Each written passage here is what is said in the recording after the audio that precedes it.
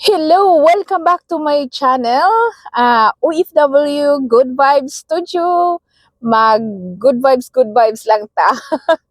So today I thought it was not nice to have it's already 5:30 here sa in the afternoon here in Ireland. So yes, this is OFW Good Vibes Studio. Please subscribe if you didn't subscribe yet, and thank you for watching. Like and share and write your comments, and I will tell at the end of this video.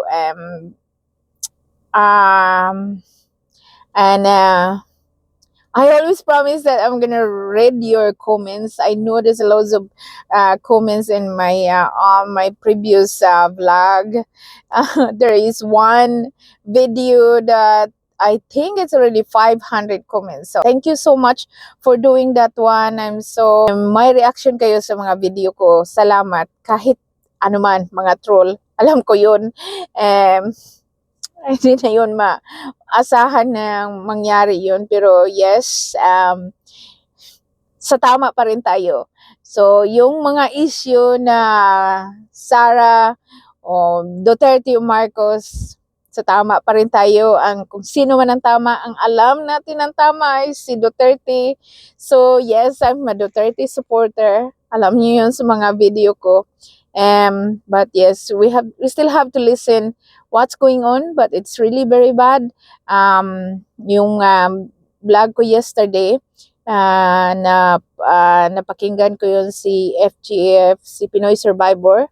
Ang ganda ng adikain niya. I admire talagang sa taong bayan at sa Pilipinas, sa ating inang bayang Pilipinas. Worried lang sana walang mangyaring kaguluhan sa para bang mag people's power na tomorrow, or somebody said as well mag martial law kaya si Marcos. So nakakatakot, nakakasindak, very sad, or somewhere, or very glad as an OFW here. Makikita mo yung paglilid sa INC.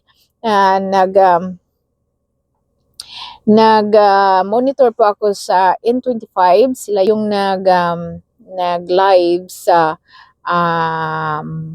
tomorrow na National Rally for Peace. So, salamat sa mga INC at salamat sa mga katauhan and strong, and ipakita kung nandyan lang ako, kung sasama talaga ako. Yes, we have to be stand and sa katotohanan, sa tama, at ipaglaban ang ating bansa. So, kung ano man ang saan man tayo dadalhin, saan man kayo dyan dadalhin sa mga pangarap natin sa ating bansa na uuswag dahil tayo na ang nahuli sa lahat na ibang bansa sa Asia na progress na sila. Yes, sa mga corruption ngayon, malaki ang marami ng corruption, at kung sino man ang dadala sa Pilipinas, sino naman ang mag-lead kung ano mang mangyari, kung mag-change man ang government. Parang excited na, nakakatakot, or yes. But yes, we're so excited today because I was listening the news of Bibi Sara. She was in Japan. She was in English today, Sunday, or yesterday. I don't know. But yes, just listen because I'm always excited. From I think the last time that she had a press briefing before Christmas, and yes, we have to listen. I have to share this to you, to those who didn't know, but I just want to share this one because I'm so excited. So listen, is the speech of Vice President Sara Duterte sa Japan. May posibilidad po ba tumakbo kayo? Ma'am, please! Ah! Please! Yes, para mapaghandaan namin lahat. We are serious.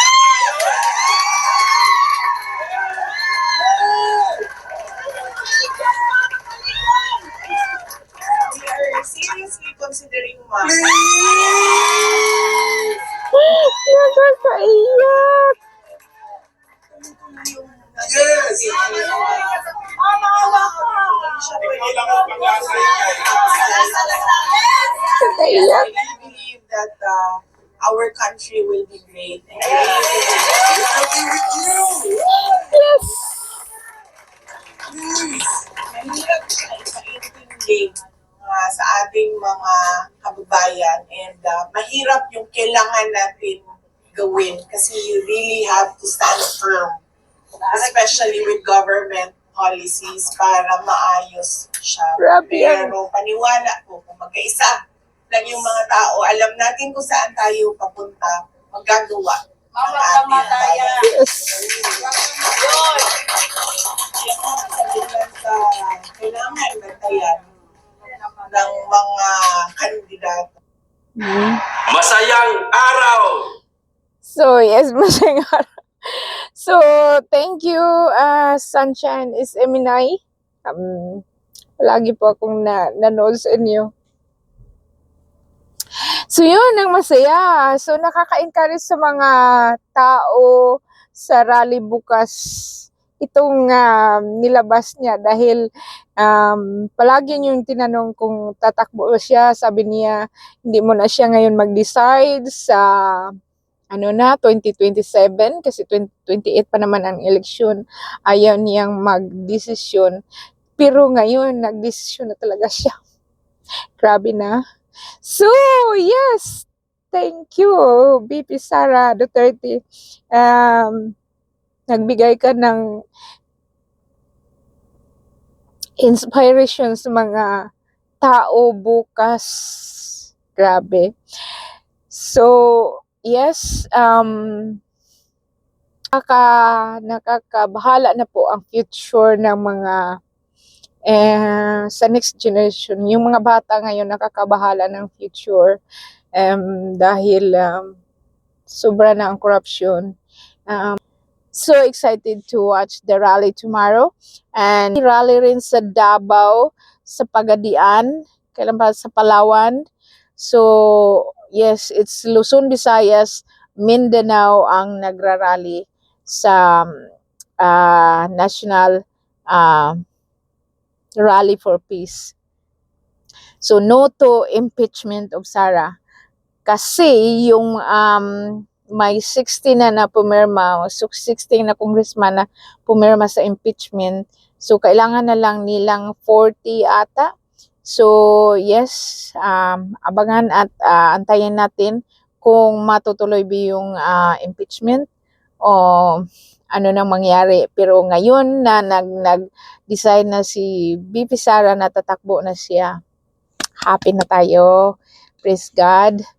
So, yes, thank you so much to all my viewers and to all my subscribers. We're 7,000 subscriber now. Thank you so much. And hindi pa kayo nakasubscribe, please subscribe on my channel.